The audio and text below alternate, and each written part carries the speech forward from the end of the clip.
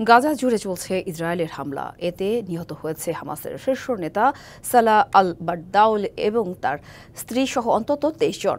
এছাড়া অধিকৃত পশ্চিম তীরের তুলকারেমে কয়েক ডজন ফিলিস্তিনিকে বাড়িঘর ছেড়ে যেতে বাধ্য করেছে ইসরায়েল সেনারা।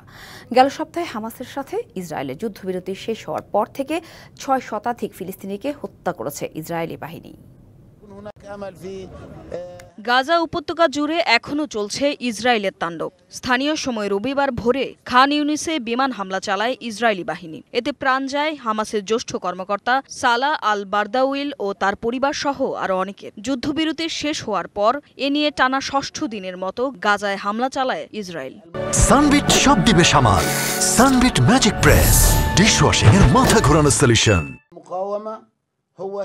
এদিকে রাফা শহরেও অব্যাহত রয়েছে ইসরায়েলের স্থল অভিযান। তাল আস সুলতান এলাকায় হতাহত হয় বেশ কয়েকজন। এলাকাটিতে রেড ক্রিসেন্টের বেশ কয়েকটি অ্যাম্বুলেন্সকেও আটকে দেয় ইসরায়েলি বাহিনী।